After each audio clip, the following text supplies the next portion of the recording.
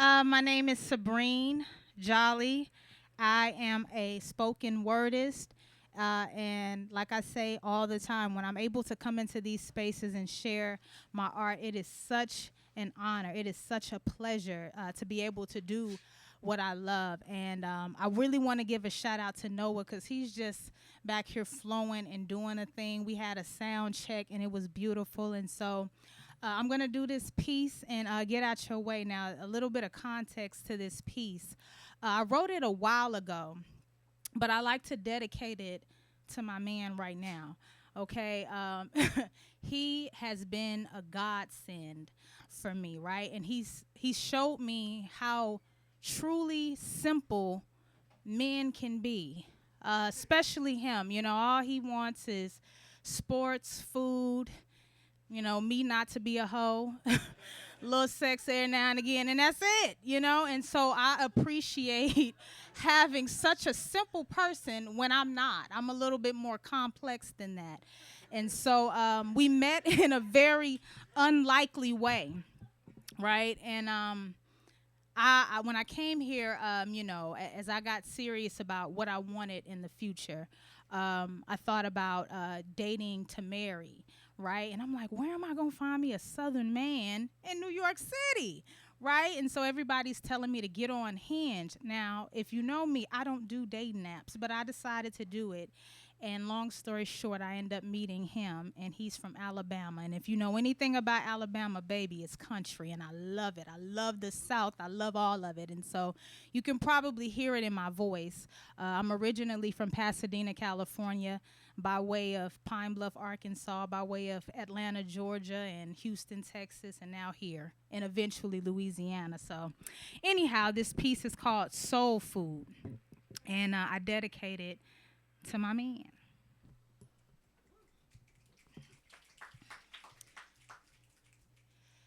When the world is at war and no one seems to understand you, can I be your peace? Can I be the one you run to when you feel weak and your limbs can no longer carry the load of this world? May you saturate your mind and mine and allow our thoughts to flow fluidly as if they couldn't exist without each other. As if your mind was hydrogen and mine was oxygen, and together we'd flow like the river of Jordan so easily, so naturally.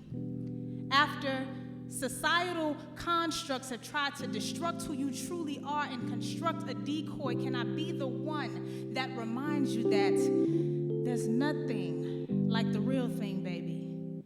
Can I be the sugar in your rice, the tea bag in your heated water, the cornbread to your neck bones? Together we'd mesh so perfectly as my lips connect to your neck bone, my backbone, collarbone, knee bone, thuggish, ruggish bones slip at the thought of being the place you call home. Is it all right if I'm the brown sugar to your candied yams, the pot liquor to your greens, the finger licks after you ate something greasy, that recipe that makes life easy, that crispy corner in the pan of peach cobbler that everybody wants? Better yet, let me be the scoop of vanilla ice cream on top, the beat to your box, the where to your rock. You'd be Tupac, I'd scream, fuck the cops. The pop to your lock, the block when it's hot, the clip in your Glock, the book that teaches you why they don't want world hunger to stop.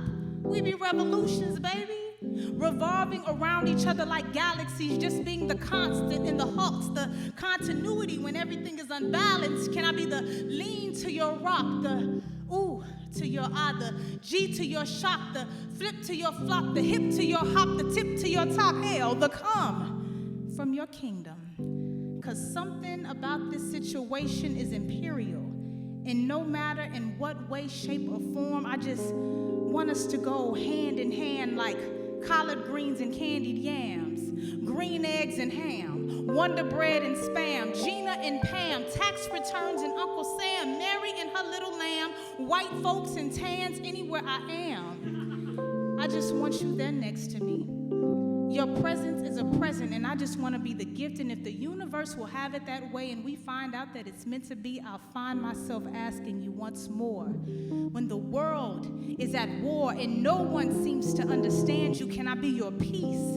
Can I be the one you run to when you feel weak and your limbs can no longer carry the load of this world? May you saturate your mind in mine and allow our thoughts to flow fluidly as if they couldn't exist without each other, as if your mind was hydrogen and mine was oxygen, and together we'd flow like the river of Jordan, so easily, so naturally.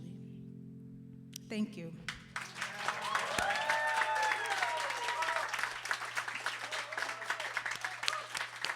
Thank you. I appreciate that very, very much. If you guys would like to follow what's coming up, you can go on social media at, I can't stand this. Like, why we gotta, why can't we do it the old school way? I'm so sick of social media. Anyways, social media at Sabreen Speaks, SABREEN Speaks, or you can shoot me an email at sabreenspeaks96@gmail.com, whatever. Anyways, yes, that's what it is. So if you guys have any questions, I'm open to answer.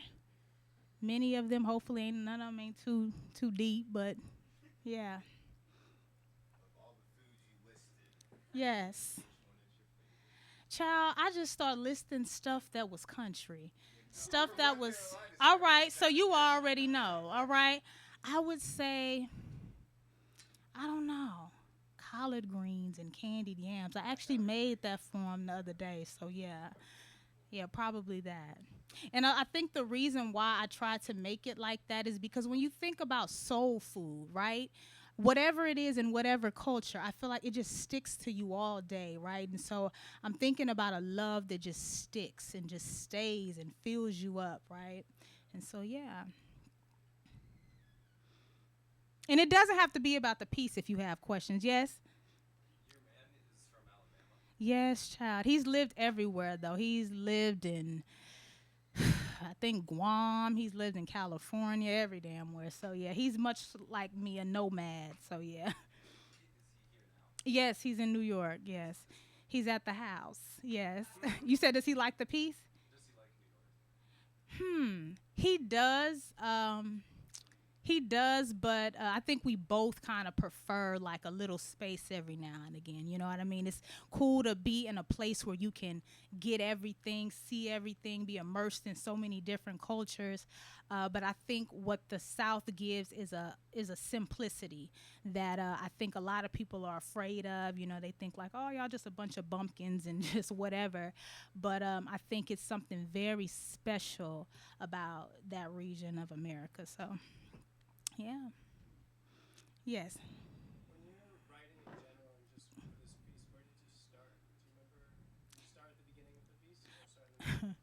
You know what's so funny? I'm much like Sosa with like just doodling. So it'll just be a thought and I'll write a sentence. It'll be on like a receipt or whatever. It doesn't even matter. And then I'll just remember like, oh, I want to write this piece, and I'll pull from wherever and it'll just flow. I think a lot of my inspiration comes from music. So if I hear a song, specifically jazz, I love Miles Davis, John Coltrane, Esperanza Spalding, and all them. And so when y'all know. And so when I listen to these musicians, I don't know, it's something just kind of flows through me and the words, come. So, yeah.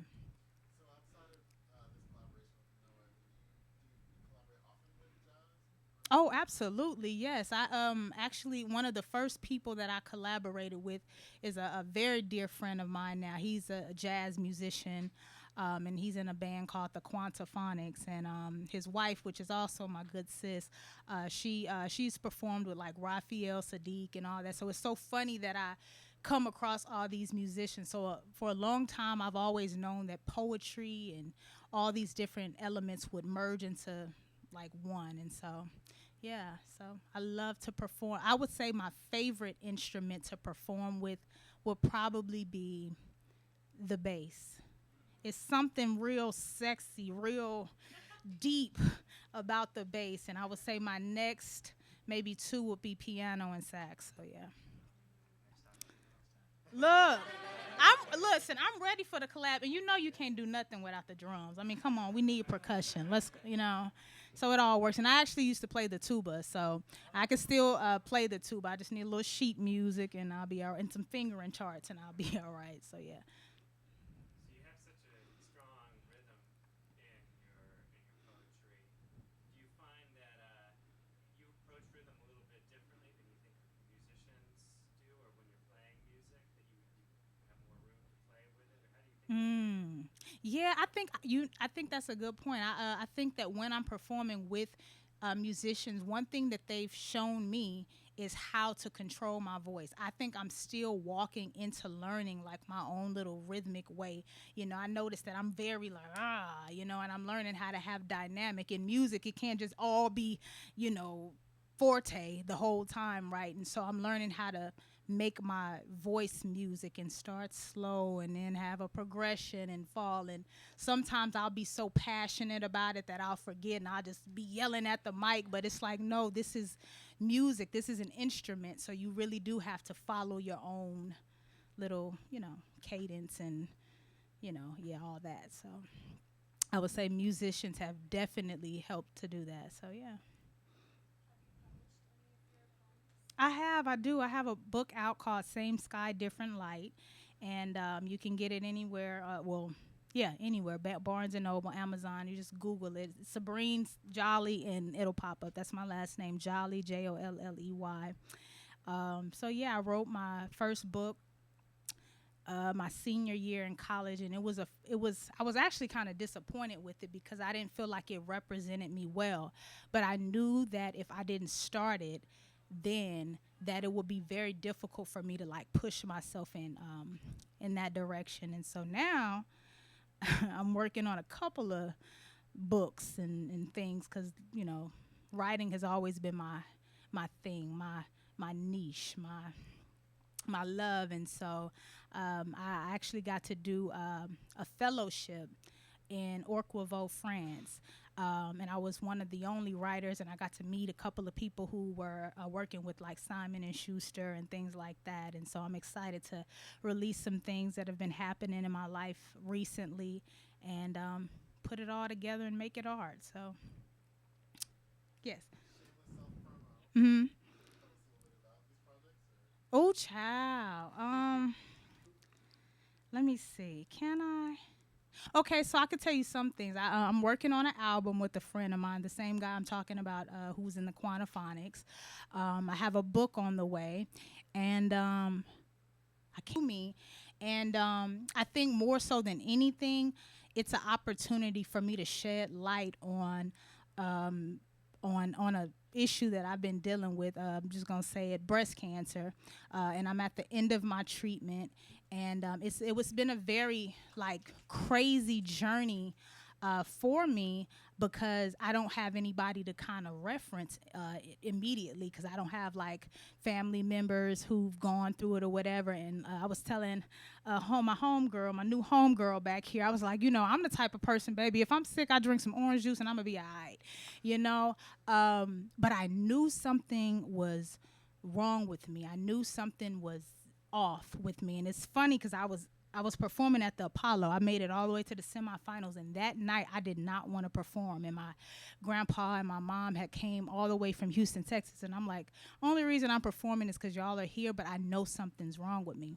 So I get dressed in the back in the dressing room, and something told me to open this Bible, and whatever I landed on was for me. So I'm like, all right, cool. I'm just going to listen to that inner voice. I opened the Bible and it landed in Job. Now, I didn't know the story of Job at that time, but my friend was telling me about how he had gone through all this stuff. And in the end, a double portion happened for him. Like things started to multiply. He got his health back. He lived a long life, all these things. A week later, I found out about the breast cancer. And I'm like, oh, shit. What's going on? And at a time that I thought I would be losing my mind, it was probably the most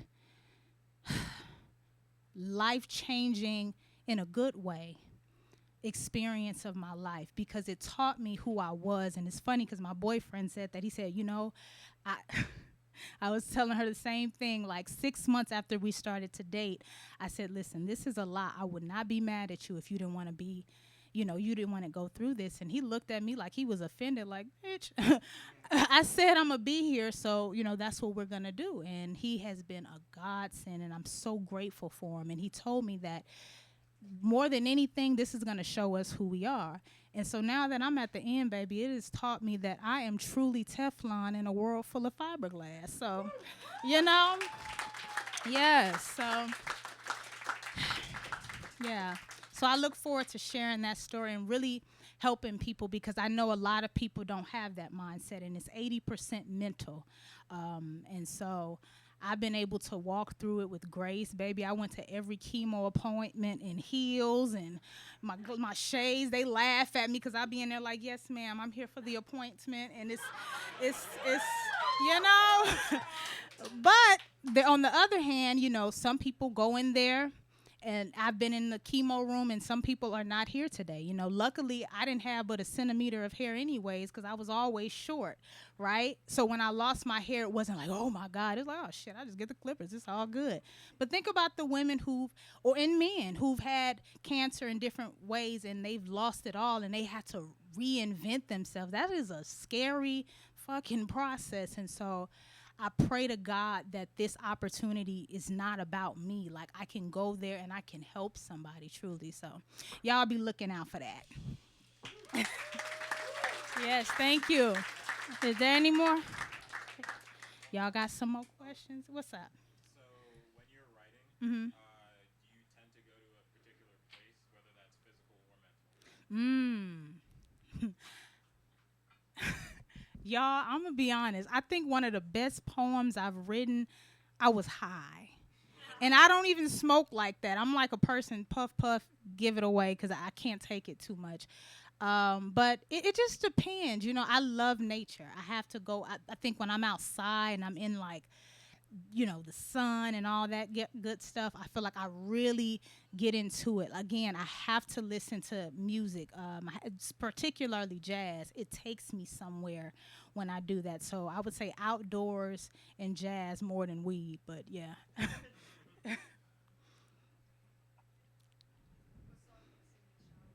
What song do I, Chad? I'll be in there jamming, okay? I have all types of stuff. I feel like I have a very wide range of music, so I might be singing something classical. I might be singing Moses Hogan, right? My boyfriend, he's like, like, what in the hell is she in there doing? I love all music. I love country music. I love whatever. So it's like whatever my spirit is feeling. I might sing some Tina Marie, and I'm not really a singer. I can hold a note. I can tell the difference for myself. Like, I hold a note and can read music a little bit, so I keep it there. But I think I have a pretty nice voice. So whatever my spirit is feeling, if I'm in a good mood, I might be singing some Earth, Wind, and Fire or whatever, If I'm kind of low, I might just start humming. I don't know. So, yeah.